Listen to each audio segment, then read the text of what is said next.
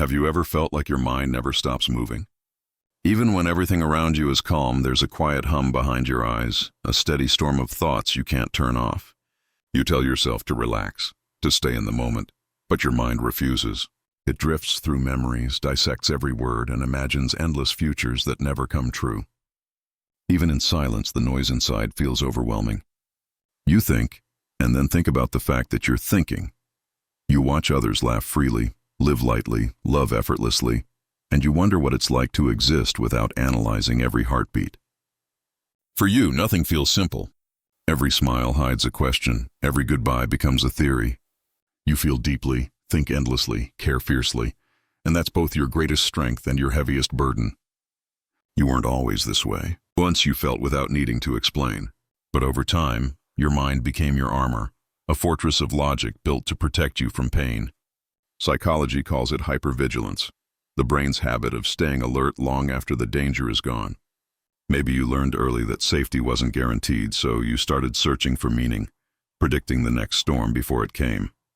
But awareness has a price. The more you think, the less you feel truly alive. Every emotion is filtered, every experience dissected under reason's lens. You become both performer and observer, unable to lose yourself in the moment because you're too busy studying it. Neuroscience calls this analysis paralysis, the freeze that happens when endless possibilities blur into inaction. You start noticing patterns, how people behave, how you respond, the cycles of love and loneliness.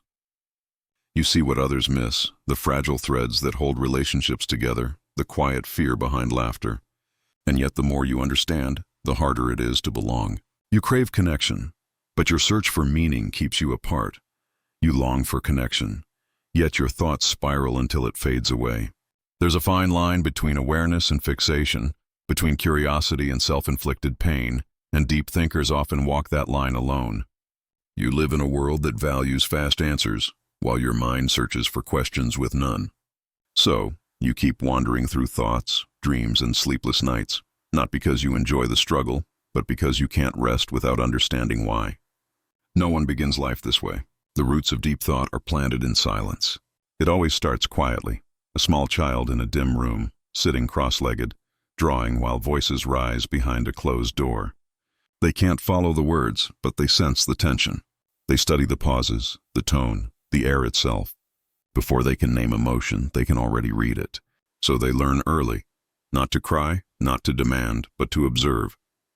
You might remember that feeling, standing in a home where affection was unpredictable, where love came and went like passing weather.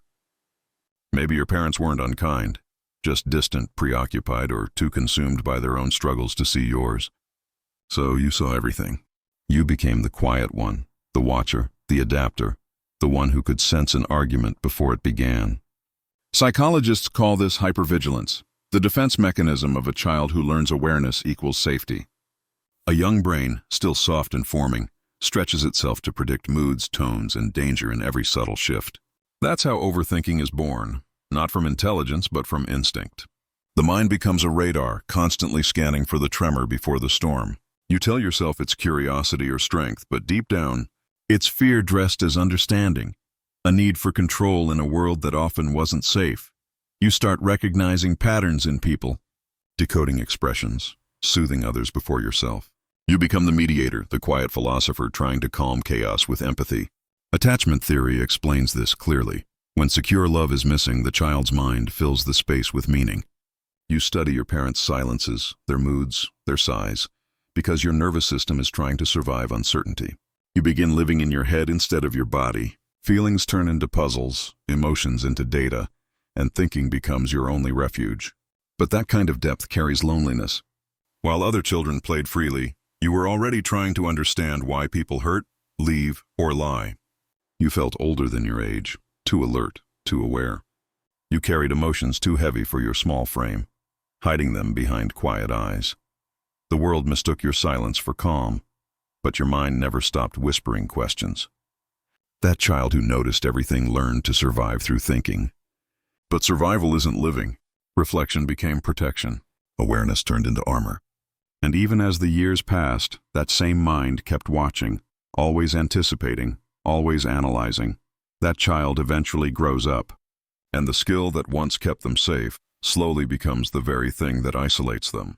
The quiet observer of childhood turns into an adult who can't stop analyzing everything. You wear your intellect like a shield, refined, composed, and nearly untouchable. People admire your depth of understanding. They come to you for clarity, for advice, for meaning. You're the one who can explain what others can't, who finds lessons in heartbreak and turns confusion into words. But behind that clarity lies exhaustion, the constant strain of always being the one who understands. Thinking became your way to survive long before you realized it. Each observation sharpens your logic but dulls your ability to feel. When someone hurts you, you don't lash out. You analyze. You trace their actions to old wounds, fears, and insecurities. You tell yourself that understanding cancels pain, yet deep down, it still hurts. You just don't allow yourself to admit it. It's strange how emotional intelligence can become armor, how empathy, once your gift, starts to distance you from others. You read people so well that you predict their rejection before it happens. You guard yourself against heartbreak before love even begins. It's not cynicism. It's self-protection disguised as wisdom. The insight that shields you also separates you from the world you long to feel connected to. Psychologists call this cognitive avoidance, the mind's way of staying safe by thinking instead of feeling. By staying analytical, you dodge vulnerability and the chaos of emotion. Neuroscience shows that overthinkers have heightened activity in the prefrontal cortex, the brain's reasoning center, but reduced emotional regulation in the limbic system. In simple terms, you think to survive, but forget how to live. You convince yourself that knowledge will bring peace, yet peace never comes because understanding is not the same as acceptance. You can analyze love and still feel unloved. You can study happiness and still never taste it. The maze of your thoughts keeps you protected from others' unpredictability, but it also locks you within yourself. Sometimes, you meet someone who almost breaks through, someone who makes you feel seen instead of examined. But still, you hesitate. You search their words for hidden meanings, their pauses for danger. You mistake vulnerability for risk because once it truly was. So you remain the observer, the thinker behind the glass, brilliant, articulate, but alone. You can explain everything except why knowing everything never feels like enough. Even the sharpest minds crave grounding. And science continues to explore why deep thinkers experience the world the way they do. Your mind isn't chaotic. It's simply protecting you the only way it knows how. It's always active. Even in silence, it hums with a subtle current of energy. Neuroscientists refer to this as the default mode network, the part of the brain responsible for self-reflection, imagination, and creating meaning. For most people, this network rests when their mind is calm. But for you, it never truly shuts down. It loops, replays, and revisits, not by choice, but by nature. You don't just live through moments. You analyze them, deconstruct them, and search for meaning long after they've passed. Research shows that deep thinkers, those who are introspective, emotionally attuned, and open-minded, have greater connectivity between the brain regions tied to memory, imagination, and emotion. Your thoughts don't move in a straight line. They branch out like threads in a web. Every idea connects to another. Every feeling multiplies into many more, forming complex patterns of awareness that others might overlook. Some may call it intelligence, intuition, or creativity. Yet it's also overstimulation. Your mind doesn't simply think about the world, it absorbs it. Psychologists link this to a trait known as openness to experience, one of the big 5 personality dimensions. Those high in openness tend to be curious, imaginative, and deeply moved by beauty and meaning. But such openness comes at a price: emotional sensitivity. Because when the doors of perception are wide open, everything comes through. Joy, pain, and noise alike. You don't just see the world, you feel its pressure against your thoughts. Then comes empathy, a double-edged strength. Studies reveal that people with heightened mirror neuron activity often internalize others' emotions as their own. You walk into a room and sense the tension before a word is spoken. You notice silent pain and unspoken emotions. It's not something you choose. Your brain is simply wired to tune in. Yet that constant tuning means your emotional bandwidth is never empty. There's a background hum that never fades. Some studies even show that deep thinkers oscillate between 2 brain states: the analytical and the empathic networks, systems that rarely work in harmony. When one activates, the other retreats. You swing between logic and emotion, reason and sensitivity, a subtle tug-of-war within your own mind.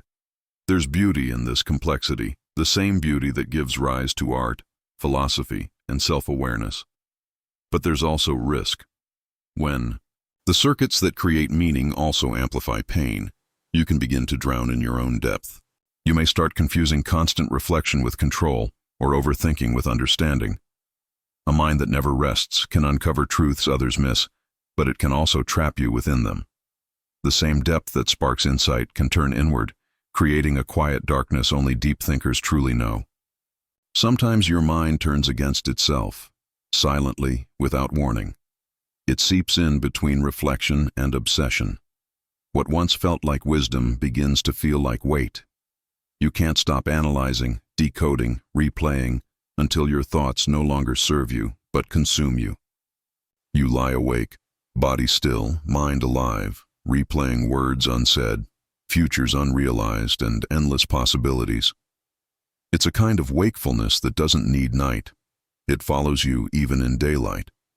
Carl Jung called it the shadow, the hidden. Sides of the self only grow stronger the more we try to suppress them. For a deep thinker, that hidden shadow is thought itself. The same sharp mind that once brought clarity now feels like a tightening grip around consciousness. Every thought opens another door. Every answer collapses into a new question. You begin to wonder if your intelligence is a blessing or a trap. You find meaning in everything but peace in nothing. There's a reason for this inner turmoil. The human brain was never built to handle endless self-awareness. Cognitive science explains that overactivity in the default mode network, the part responsible for introspection, can blur the line between imagination and overthinking. You don't just reflect on life, you dissect it. You question love, fairness, and the purpose of existence itself. It's both beautiful and exhausting. You start feeling detached from others, as if your mind operates on a different depth. Conversations feel surface level, laughter feels fleeting, and human connection feels conditional. You envy those who live without needing to understand, people for whom life simply exists, not demands meaning. But in constantly seeking meaning, you drift further from life itself. Nietzsche once warned that if you stare too long into the abyss stares back. That's when you start feeling the quiet dread of being trapped within your own depth. Thought becomes both your refuge and your prison. You see your reflection everywhere, in others' eyes, in random words, in restless nights. The mirror keeps reflecting, but never grants peace. This isn't madness. It's sensitivity turned inward, intelligence stretched too far. You can't stop thinking, not from love of knowledge, but from fear of silence. You fear that silence might force you to feel. Even this struggle doesn't exist alone. It's shaped by the modern world. Have you ever felt born in the wrong time? As if your mind speaks a slower, gentler language that today's world no longer understands. You look around and see people, rushing, talking loud, scrolling endlessly, their hearts chasing the next distraction. Everything feels urgent, instant, and yet strangely unreal. In a society addicted to noise, silence itself feels rebellious. You've likely felt that tension, your inner depth clashing with the speed of the world. You pause to think, but society punishes hesitation. You search for meaning, but meaning takes time, and time is scarce. The digital age has trained attention like a restless muscle, twitching with every notification. Even your own thoughts now compete with algorithms whispering who you should be and how fast you should go. This leads to a quiet kind of suffocation, not of the body, but of the mind. Psychologists call it cognitive overload, the exhaustion of a brain constantly stimulated but rarely nourished. Studies show our attention spans have sharply declined. In recent decades, not from lack of intelligence, but from fragmentation. Our minds are divided, chasing novelty instead of understanding. For a deep thinker, this constant division feels like spiritual exile. You see the world's complexity more clearly than ever, yet feel more distant from it than before. You see the world in all its beauty and pain, yet the culture around you craves only sound bites and certainty. You begin to hide your depth because it unsettles others. You soften your views, dilute your thoughts, laugh at jokes that don't amuse you, all to appear normal in a society that confuses indifference with maturity. But beneath that calm surface, something aches. You long for genuine connection, honest conversation, and real stillness. Yet when you try to speak the language of reflection, it goes unheard. Still, you refuse to grow hollow, because deep thinking in an age of distraction isn't common, it's revolutionary. To slow down is rebellion, to feel deeply is resistance. To question is to reclaim your mind from the machinery of conformity. You are a quiet rebel, armed not with noise but awareness. Even so, every rebel tires. The cost of seeing deeply is feeling deeply. As the world moves faster, your mind heavy with meaning begins to lag behind. There's a peculiar exhaustion that comes not from doing, but from perceiving too much.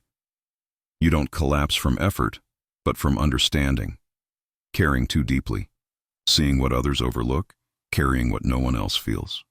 Your mind grows heavy not with chaos, but with comprehension. You move through life noticing everything: the couple's quiet argument in a cafe, the cashier's forced smile, the trembling tone behind "I'm fine." You absorb it all. And while others move on, you take the fragments home. They linger, echoing through your mind like unfinished thoughts. That's the hidden price of awareness. Every truth you uncover settles within you. Psychologists call it empathy fatigue, emotional exhaustion born from prolonged sensitivity. The same brain circuits that make you compassionate flood you with cortisol and adrenaline when overstimulated. Your survival-driven brain treats every emotional cue as a small emergency. The result is invisible tension, an inner trembling you can't name. You smile and function, yet inside it feels as if you're always bracing for something. This is what happens when consciousness becomes too awake. You start feeling responsible for everything: the world's pain, fragile relationships, even your own inability to stay numb. What was once light now burns. You want to care, but you're tired. You want to love, but it feels heavy. You want to rest, but your mind refuses. You are both the observer and the vessel, absorbing, analyzing, and feeling endlessly. Yet beneath that weariness lies something sacred. Because this exhaustion doesn't come from emptiness but from depth, from living awake in a world that rewards blindness. It means your heart still beats with empathy, that you haven't hardened into indifference. Still, the burden is real. The inability to silence your mind blurs the line between wisdom and sorrow. You start to wonder whether awareness is worth the cost, if knowing too much steals your freedom to simply live. Yet even as doubt rises, you refuse to abandon your depth. Because quietly, you sense that this ache carries its own meaning. Within this weight lies the seed of transformation. If you learn not to silence your depth but to live with it differently, you discover that not everything can be thought through. You've dissected every feeling, every silence, every moment that broke you, but not every wound can be solved by understanding. Some things are meant to be felt, not fixed. Healing for a deep thinker doesn't come from thinking more. It comes from remembering how to be. Peace isn't the absence of thought, but the art of not believing every one of them. The brain will never be silent, but it can soften. Neuroscience calls it neuroplasticity, the mind's power to rewire itself through new habits, awareness, and compassion. The same circuits once stuck in fear can learn to rest. Mindfulness isn't about emptying your thoughts. It's about holding them without drowning. You start to notice small things again: sunlight through curtains, the rhythm of your breath, the warmth of a cup in your hands. You begin to inhabit your body, not just your mind. Psychologists call this embodiment, grounding awareness in the present moment where life actually happens. No matter how intelligent your thoughts, they can't experience the world for you. Only your senses can. Slowly you learn to set boundaries, not around people, but within yourself. You stop letting every problem rent space in your head. You stop analyzing every silence. You begin asking, does this thought serve me or drain me? Journaling becomes release, not analysis, but exhale. Creating through art, words, or movement becomes a bridge between what you feel and what you free. And perhaps the most healing act of all is connection. speaking truth without over-explaining, sitting with someone and being fully there, sharing silence without needing to fill it. When you live from depth, life stops being something to decode. It becomes something to experience.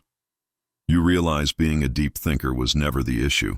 Believing that depth required suffering was. You were never too much, only too awake in a world afraid of reflection. True wisdom is knowing that deep thought isn't a curse. Forgetting how to feel is. After all the questions and restless nights, the mind eventually grows quiet, not defeated, just weary of its own noise. You begin to see that all your searching was a journey in circles. Every truth chased led you back to stillness. The peace you sought was never in a destination. It lived beneath your every step. You realize your thoughts, brilliant as they are, have been both guide and cage. They led you through darkness but kept you there too. Every answer opened another question. Every understanding revealed a new layer. The mind's pursuit of certainty never ends, and the deepest freedom comes when you stop demanding answers and begin allowing awareness.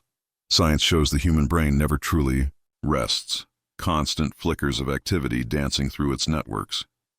Yet beneath that storm lies something quieter, something science can't quite measure, consciousness itself, the still observer behind every thought and question. Philosophers like Alan Watts said the purpose of thinking is to realize the limits of thought. Jung called it individuation, the moment you integrate both light and shadow and stop fighting yourself. It's the paradox of awakening. The more you understand, the less you need to explain. You trade complexity for clarity, noise for nuance, searching for simply seeing. There's humility in this surrender, a freedom that doesn't feel like loss, but liberation. You no longer need to interpret every silence or label every emotion. You start to sit with life as it is, unedited, unfiltered, enough. You stop overthinking the world and begin to feel it. You breathe, not to silence your mind, but to remember you exist beyond it. And in that stillness, you find a truth both ancient and new. Real intelligence lies not in endless analysis, but in presence. Wisdom isn't about knowing more, it's about needing less. The mind is a powerful servant, but a poor master. And when all questions finally fall silent, you hear what you were searching for all along, the quiet pulse beneath thought, whispering you were never meant to think your way to peace, only to remember you already are it.